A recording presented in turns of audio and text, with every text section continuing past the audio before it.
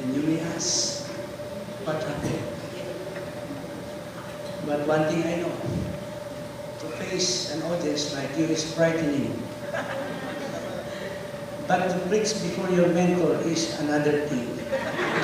It's a dreadful thing. May God have mercy on my soul. Salamat po sa Panginoon. We are into the second to the last message concerning the ladder of stewardship. All of us exist in this world, not because of ourselves. We are here as managers. We are here as servants of the Most High. We are here as God's stewards of His resources. And that's why, sabi ko nung isa, not what I get, but what I give. These be the gates by which I live.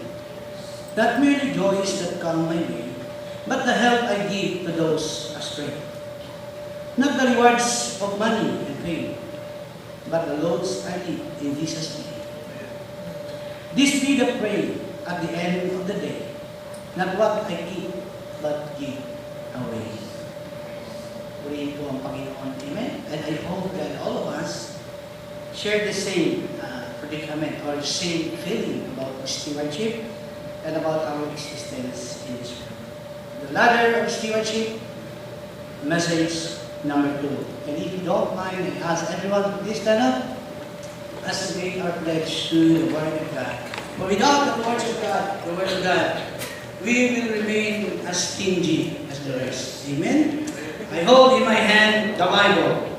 This is the Word of the living God. It's a lamp to my feet and a light for my path. It is the sword of the Spirit that judges the thoughts and attitudes of my heart. I will meditate on it day and night, and will be careful to obey His teachings, thus perfecting the character of Christ my Lord. For heaven and earth will pass away, but the Word of God shall endure forever. Again, Deuteronomy chapter 8, verse 17 to 18. You may say to yourself, my power and the strength of my hands have produced this wealth for me. But remember the Lord your God, for it is He who gives you the ability to produce wealth, and so confirms His covenant, which He swore to you, to your forefathers, as it is today. Lord, salamat Panginoon, for you are our God, a great example for us to follow. We thank you, Father, for you are a giver, and we want to become like you. Help us to listen from you today. In Jesus' name, amen.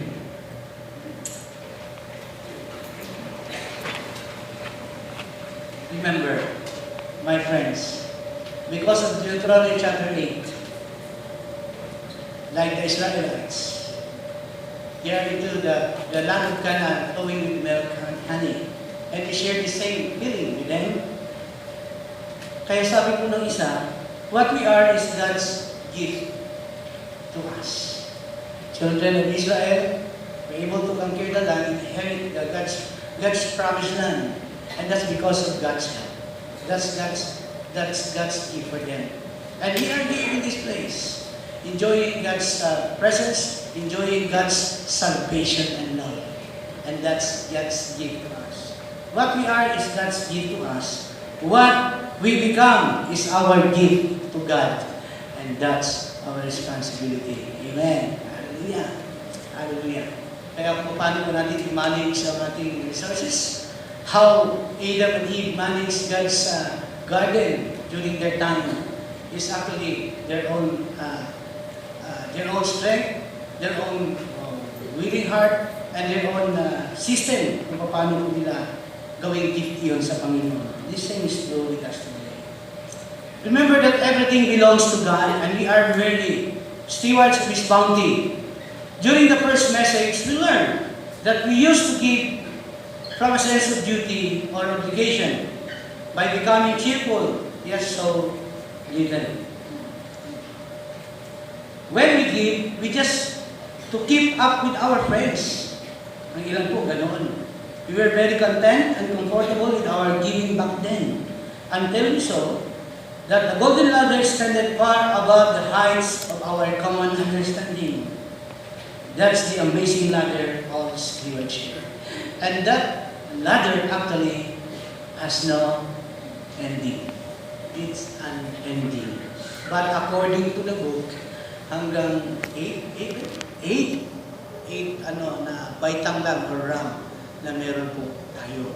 But I believe, my friends, if we are going to copy and imitate and mimic God's heart and nature, it's unending. Amen? Hallelujah. Hallelujah.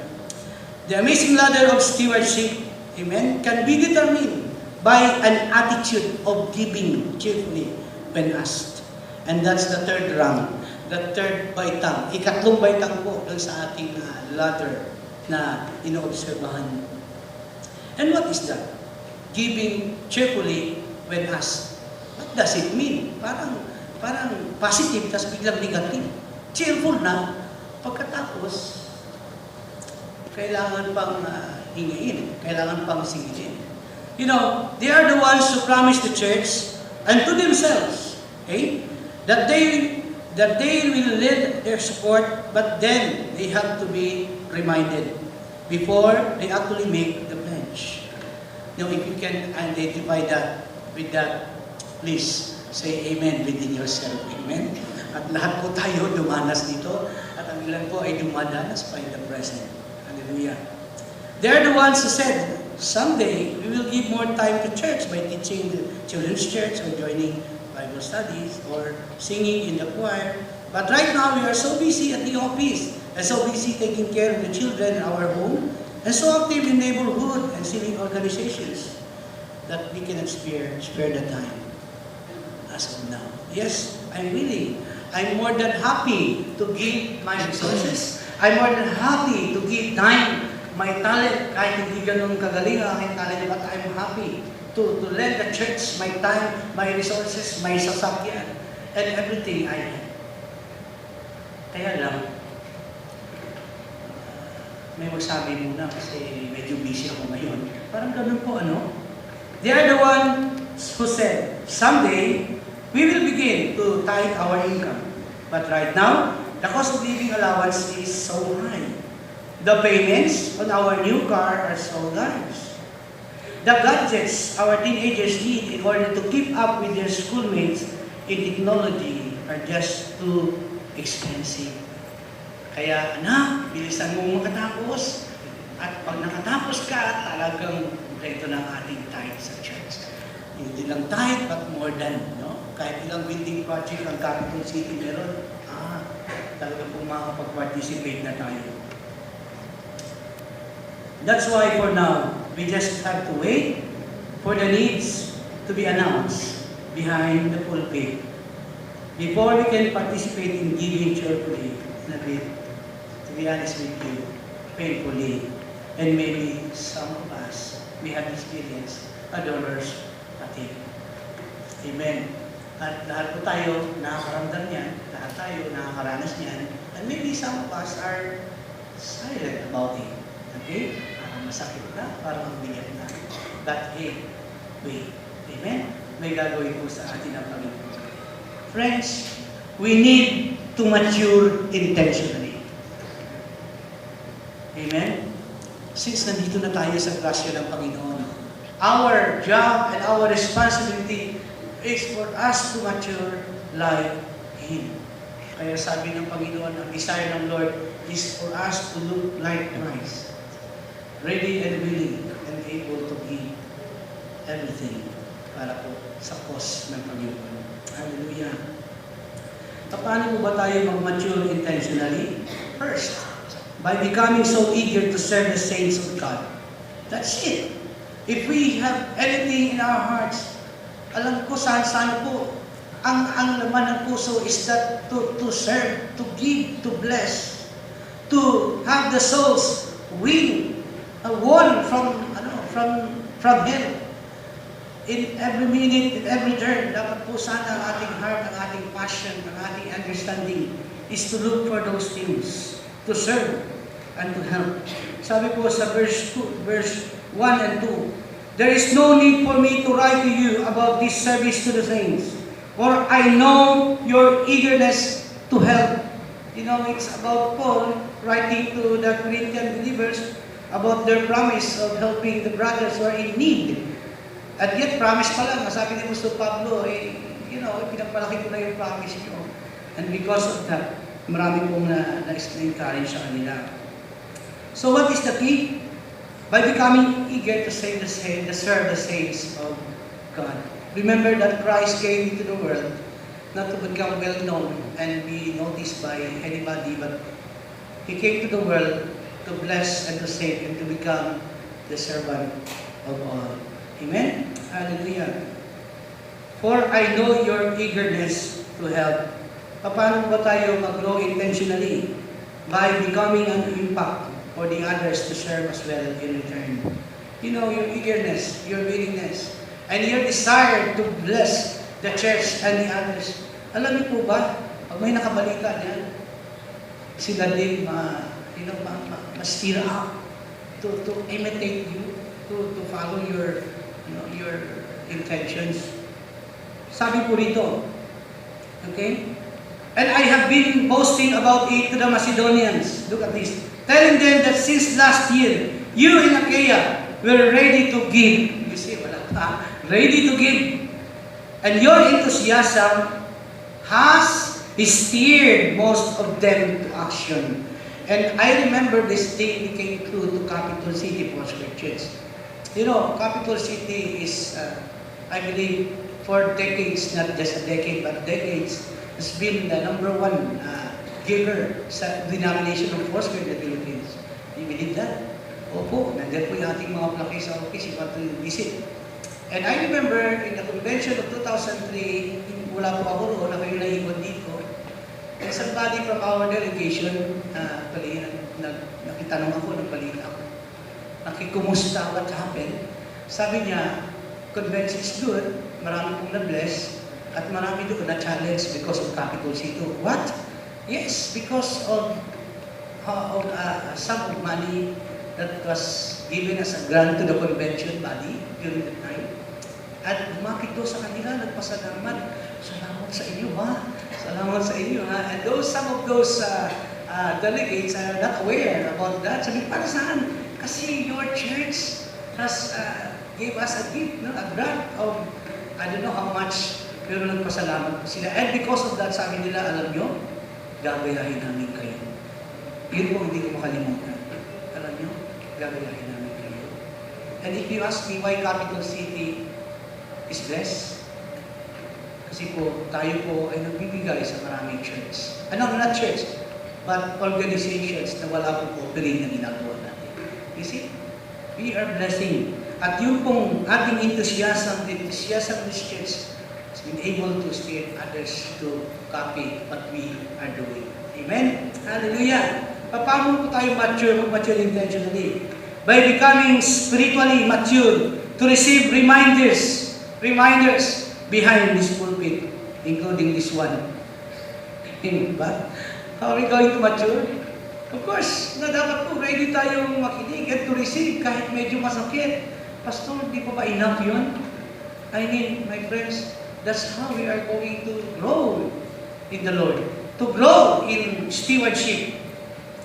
And huwag po tayong takot sapagkat hindi lang po ito sa Capital City. Most of all, doon sa Corinto, nangyari po ito. Ano pong sabi rito? Sa verse 3. But I am sending the brothers in order that our boasting about you in this matter should not prove hollow, but that you may be ready as I said you would be. For if any Macedonians come with me and find you unprepared, we should omit the next phrase. Would be ashamed of having been so confident. Diba, pinagmalaki ni Apostol Pablo na confident sila na magbigay sila. And yet, kapag dumating na si Apostol Pablo with some Macedonians to check on the giving, tapos hindi pala si prepared. You know? Kaya sabi niya, not to say anything about you, but naturally, they are expecting na meron na kayong offering na nakahanda, na talaga kung merong material yung tinatawag natin hearing, yung, what do you call that? Yung naririnig patungkol sa kanila sa Macedonians. Kaya sabi niya, so I thought it necessary to urge the brothers to visit you in advance, meaning the advance party before the visit of Paul, and finish the arrangement. The word finish the arrangement means, ano yun? To remind them, not just to remind them, but to collect the pledges. Okay? May collector po ay ito Paul. You see? So ito po ay paalala. Okay? For the generous gifts you had promised, then it will be ready as a generous gift, not as one grudgingly given. My friends, in capital city and Foursquare churches around the Philippines, this is true. In what way? Yung ating pong missions, di ba, we pledge, meron tayong 1.5 or I don't know how much na billion, no? Wala yan.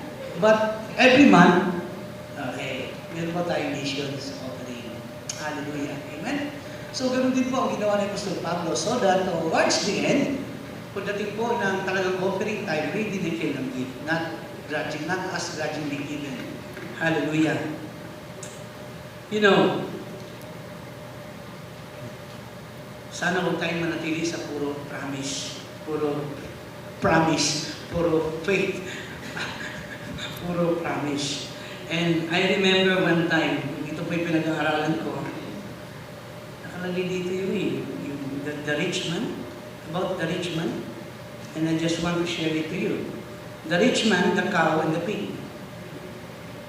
Once, a rich man complained to his minister that people were inclined to criticize him. So yun po member of the church, complained sa minister that the people are actually inclined or madaling mag-criticize sa kanya. Say, look, this he could not understand as he had already arranged with his lawyer, ibig sabihin alam ng congregation, that everything he possessed should be left to the church upon his death. Kagandang intention po.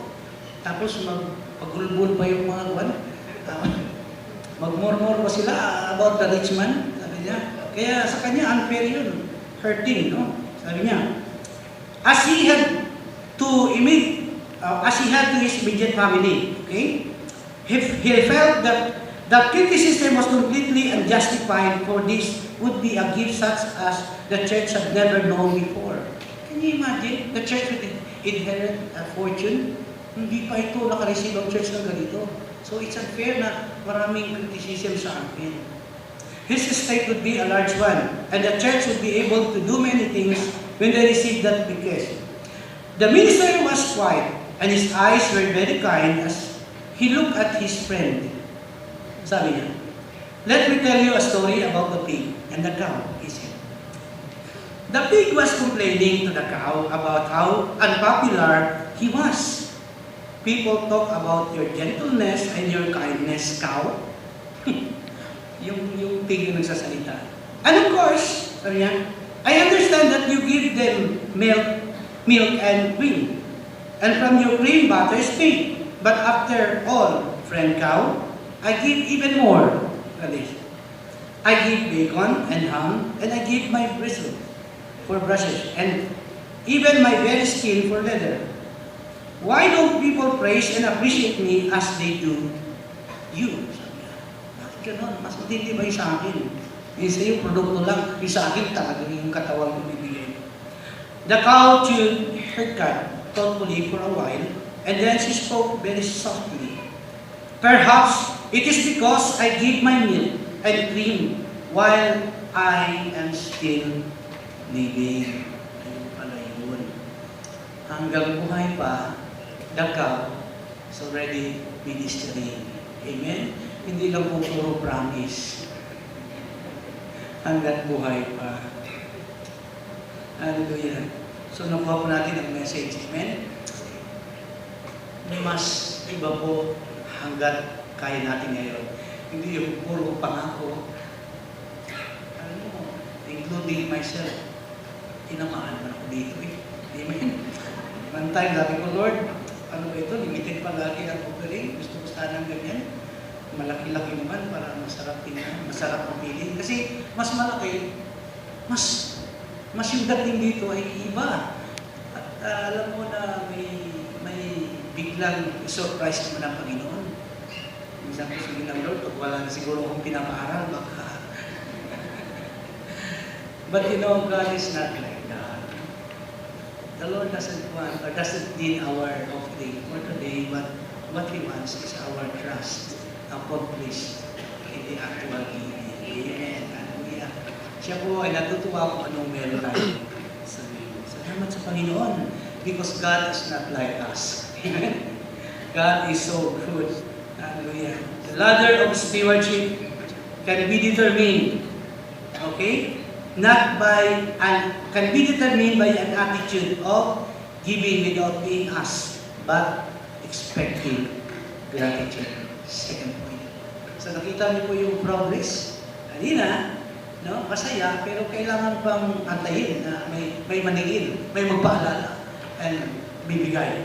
But this time, giving without being asked, natural na. Amen? It's a natural thing sa atin na magbigay. Kaya lang, mayroon pa rin apan, sa Bisaya, apan, expecting, nag-aantay ng gratitude, nag-aantay ng result. What happened to my offering? Malaki yun. Ano kaya ang ginawa nila sa isang bigas na binigay ko sa church? Yun po yung mga, expecting the result about dun sa kanyang ibinigay. This is the fourth rank. Those on the fourth rank are those who give generously and cheerfully, and they do not even have to be reminded upon from time to time regarding their financial responsibilities to the church. They joyfully pledge to the ongoing work of the church. They think and plan ahead and bring their pledge in without being asked. But oh, look at this. They certainly do expect the church to be grateful. When they give so generously in response to this, my friends, we need to give wholeheartedly.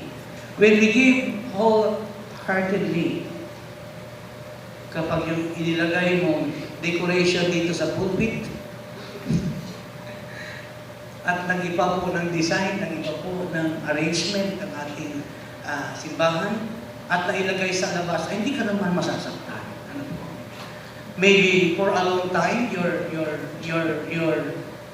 what do you call that? Your base or something, or yung ganitong pulpit, nag-donate ka for a while, and then after how many years, ito po ay pinalitan at inilagay sa small chapel.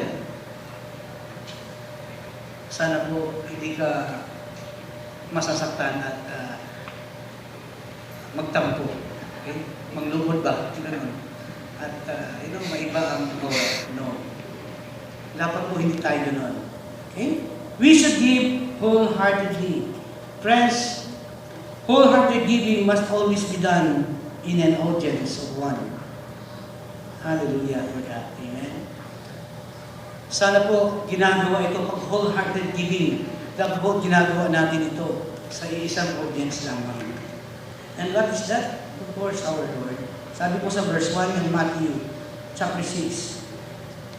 Mas nanglibaw ng malahibo ko rito kasi red letter ito eh. This is God's word, no? Si Jesus mismo nagsabi, sabi niya, be careful not to do your acts of righteousness. Look at how heavy it is. Do not do your acts of righteousness before men to be seen by them. If you do, you will have no reward from your Father in heaven. Be careful in the first place. When you do something, when you give something to church, and when you give to your neighbor or to those who are astray on the streets, friends, remember, ginagawa ko ito dahil mayroong nasa likod kong nagbabantay. Hallelujah. Dahil may malaking matang nakakapit. Amen? Hallelujah. That's wholehearted giving. Wholehearted giving. Amen. Wholehearted giving must not be affected by the praise of men. Verse 2. So when you give to the needy, do not announce it with trumpets as the hypocrites do in the synagogues and in the streets to be honored. Look at the word. To be honored by men. I tell you the truth, they have received the reward in full. You know, honored means to be noticed or to be known. Mahalata ba na si Brother so-and-so nag-donate ng 10 concrete ready mix. And I know Capital City, walang ganun dito. Amen? Kahit may mag-delay po dito ng isang truck ng bakal dyan, sasabihin pa kay Pastor, please, Pastor, pwede pa lang, hindi mo ako kilala, gagawin ko. But it's impossible, kasi yung check mo nandoon, pangalan mo nandoon. But rest assured that in Capital City, amen, lahat mo yan ay, what do you call that? Sikreto. Yeah. Ano ang tawag doon? May term doon eh. Confidential. Everything is confidential. Lagi ko pong sinasabi before. How true is that? You know, as far as I am is concerned, 1990, June 19, dito po ako. April, the first time I entered the church. And since then, at least towards then, 1991, I believe, week of 91, nag-work na po ako dito sa church. You know, floor manager. You know. I've been under Pastor June for how many years now, since 1991, na directly accountable to him. And until now, kahit minsan hindi ako natanong niya, nagtatides ka ba? Wala po. Hindi nagtiti. And ina-appreciate ko yung pastor. Kasi talagang, you know, talagang totoo yung sinasabi, it's only between you and the Lord. Amen? Hallelujah! I'm so happy that I belong to Capital City because in this church, talagang naman, it's between me and the Lord. Amen? Pero meron pong nagre-record, kaya we encourage you to write your name and the amount on the tithe and below. Amen? Bakit po? Para sa future reference. So if you need, you know, para sa gobyerno or anything, meron po tayo yan. Pero mismo yung po nagre-record, hindi na rin niya matandaan kung magkano sa ganito, magkano ang ibinigay sa totoo lang po. Amen? So, kailangan po natin yun. Wholehearted giving must not be affected by the praise of men. And thirdly, wholehearted giving must always be done in secret. Again, maaaring sabihin natin para silang plaka, but this is how the Lord explains. But when you give to the needy, do not let your left hand know what your right hand is doing, so that your giving may be a secret. Grabe, ano? So, ganun po mga kapatid, ka-urgent ang message ng Panginoon. Hallelujah. And ano pa? Wholehearted giving shall ultimately be rewarded. Hallelujah. Then, your Father who sees what is done in secret will reward you. Wholehearted giving must not expect gratitude in return. Amen?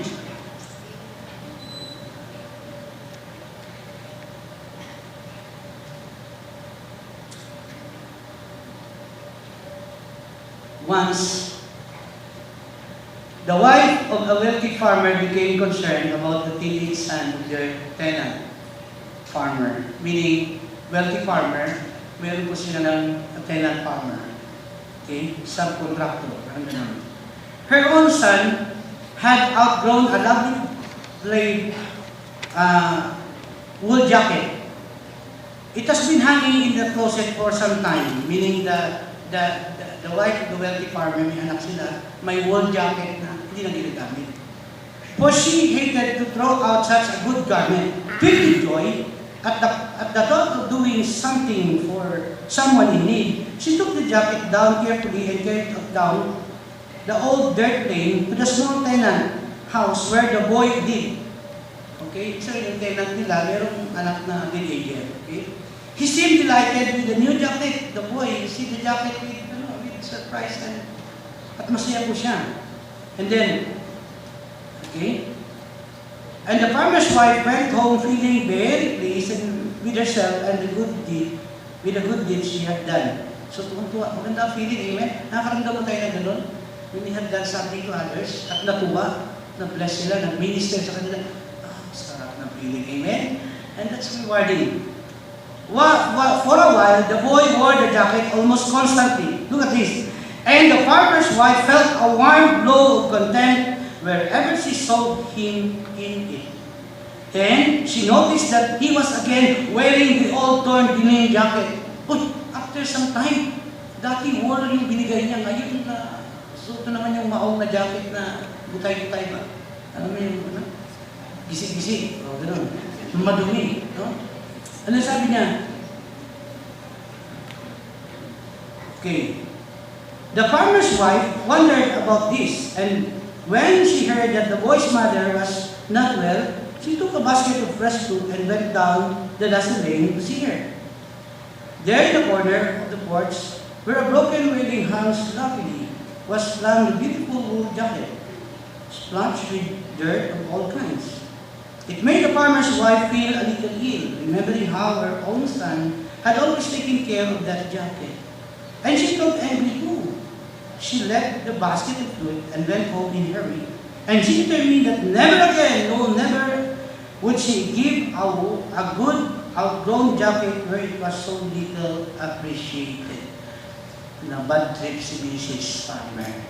Talaga pong yung dating blessing, yung dating joy na nakikita niya yung jacket na sinusuot, ginagamit, eh, nawala po yung blessing sa kanya. Later, they realized that the mother ay may sakit for how many days, hindi na po kaya tumayo at wala na kaya maglaba ng whole jacket. You see? Huli na po nung ma-realize na ang reason kung bakit tayo hindi sinusuot.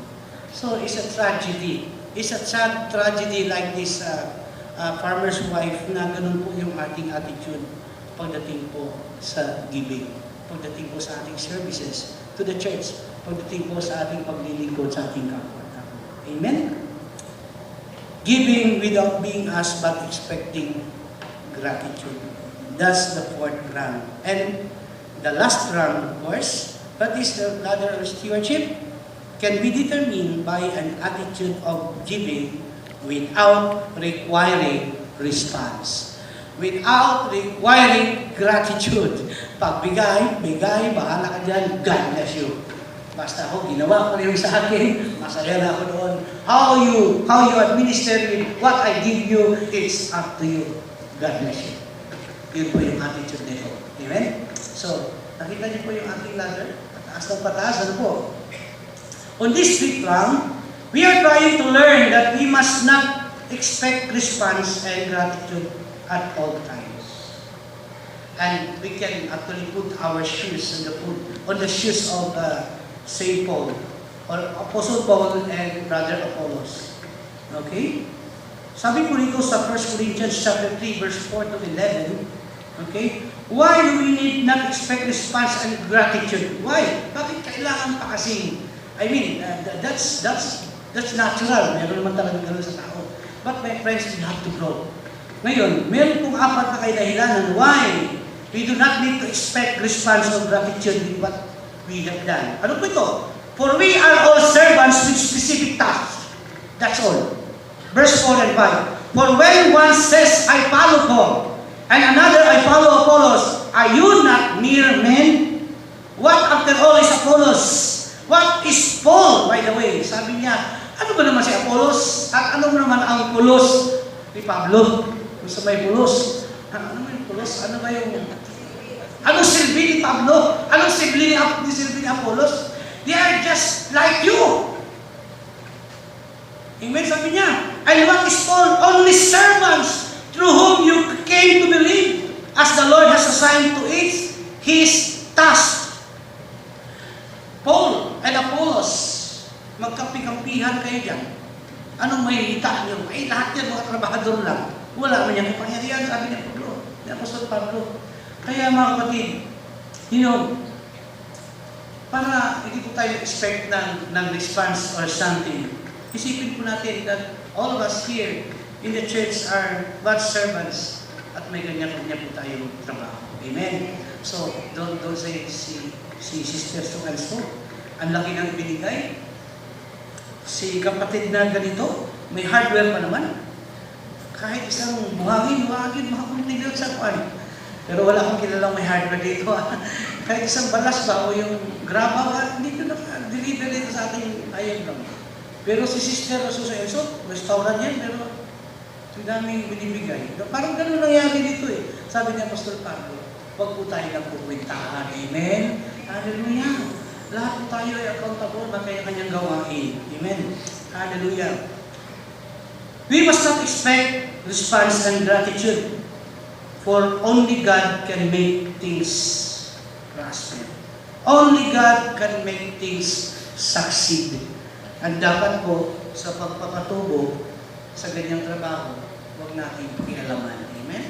Anong sabi po sa verse 6 and 7? I planted the seed. That's my job. Apollos watered it. That's his task. But God made it grow.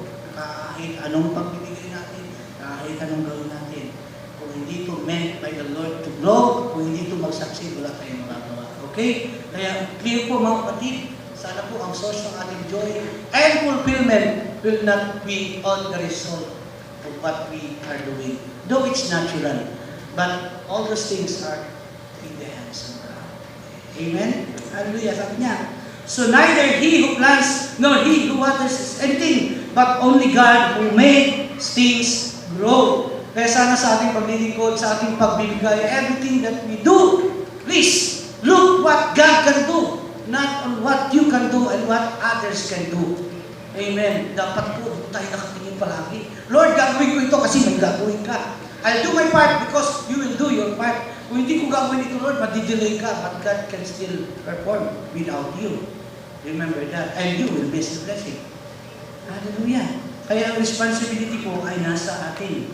For we are, why do we need not to expect gratitude and responses? For we are expecting much higher response. Wow! Kababaw mo naman kung inaantay mo lang yung praise ni Pastor. Uy bro, salamat sa 5,000 ha. Ang church natin kailangan natin ang bulin 5.5 million. And look what's in the bulletin now. Ano nakalagay sa ating bulletin? We are into 4-point-something million.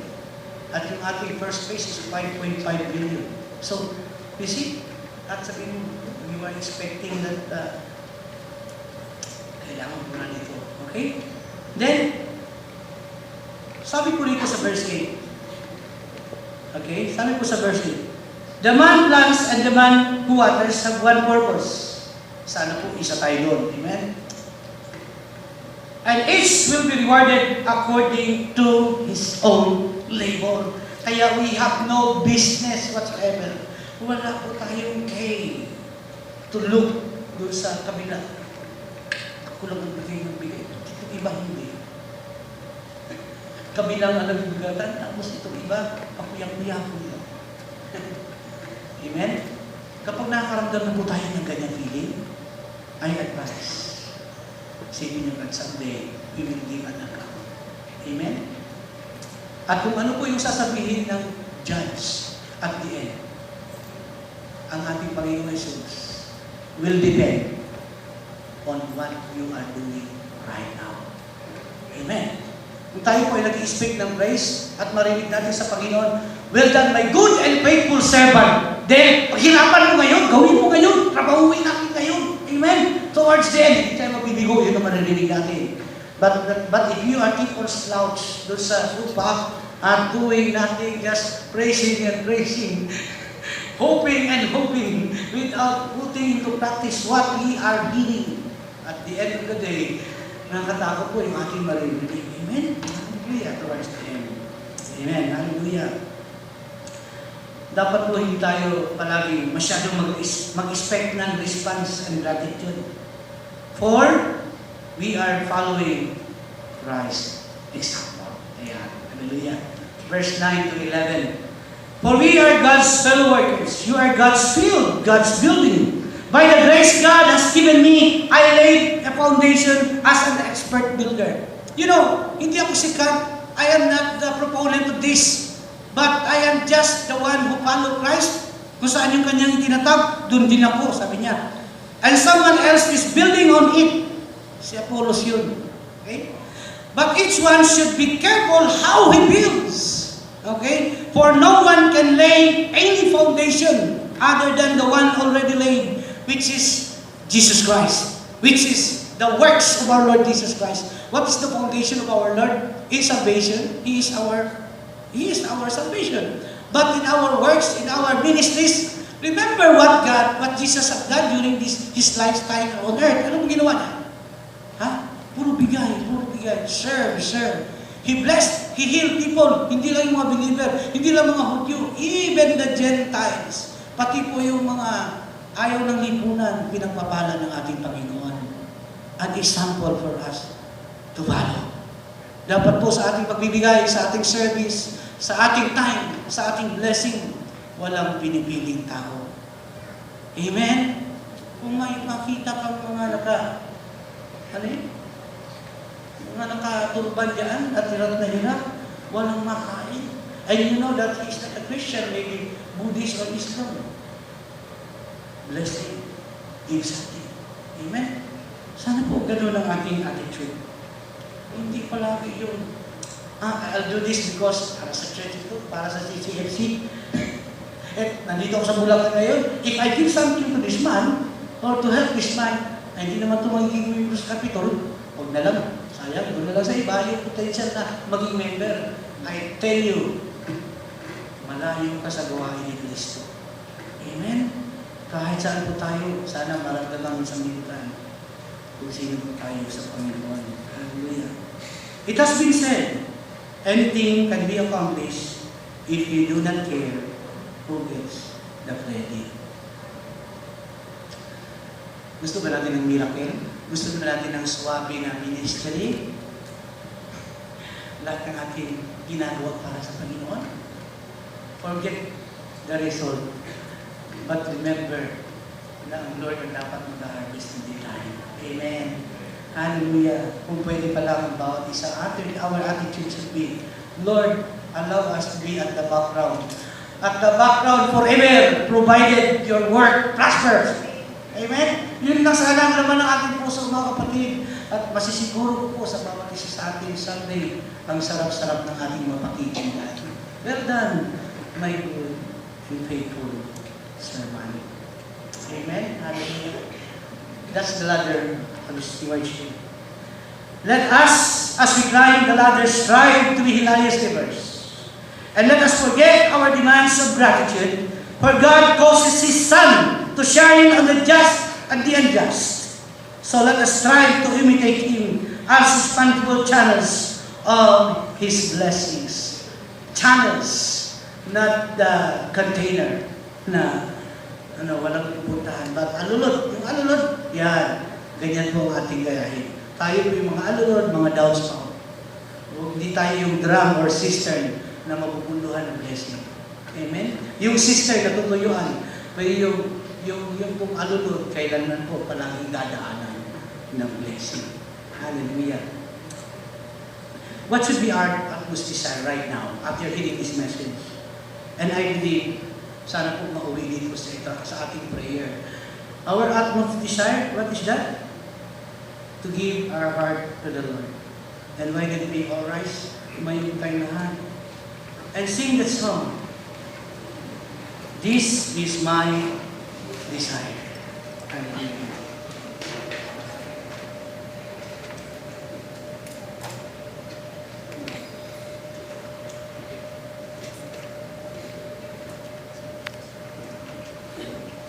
Gawin po natin itong prayer. You know, human beings, all of us here are struggling. Lord, what I heard today is true. What I heard today is lovely. But the real situation of my finances and wallet is not that lucky. Lord, I desire to follow. I decide to apply those things. You know, pag-pray natin sa Panginoon. Amen? This is my desire to honor you. Lord, with all my heart, I worship.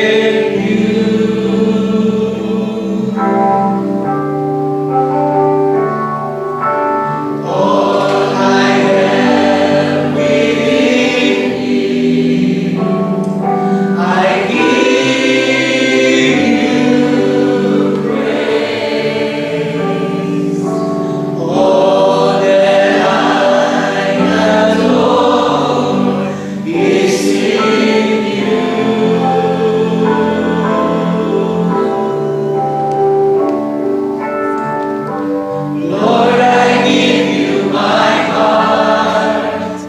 give you my soul. I live for you alone. Every breath that I take, every moment I'm awake. Lord, have your way in me.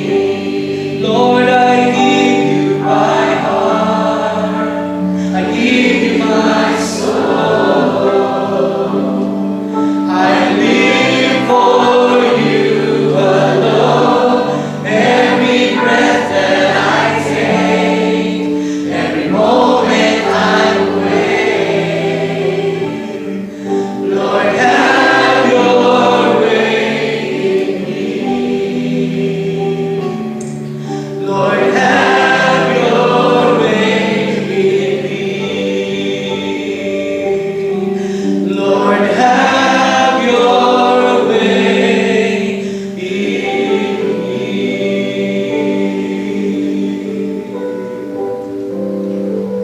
Panginoon, yan po ang aming dalangin today. Let have your way, your will to each and every one of us. Panginoon, alam ko kayo ay matyagang magturo. Turuan kami na maging katulad niyo po natin sa pagbibigay at stewardship. Salamat po, Jesus, sapagkat today we have heard, Lord, ay amin pong i-apply through the help of the Holy Spirit. But in the meantime, O Lord, today your children is here, not as perfect beings, but we have needs. Lord, we have problems today. So, salamat po, Panginoon, as we minister, as we follow you, as we obey you, O God. Alam po namin, Panginoon, you are God of miracles. Whatever is their problem, financial man ito, Panginoon, ano man ang pangailangan, may naghahabol man, O Lord, ng cheque o whatever it is, I do not know, Panginoon. Pari ang ilalog na kailangan ng kagalingan, O God. Gamot or whatever it is, the healing of relationship, in Jesus' name, you are able to minister for everything. Specifically, you know each hair, O God, the number of our hair. You know its name, O God. Kaya imposible hindi nyo alam ang dinadanas ng bawat isa. And today, O God, we commit unto you everyone today. Salamat, Panginoon. Gamitin mo kami. Tulungan mo kami, Panginoon. Samahan mo kami, Panginoon, na kami ay makaahon sa susunod pang mga baitang, O God, sa stewardship na inyong tinuturo sa amin. Yun ang aming desire. Salamat po sa pangalan ni Jesus. Amen.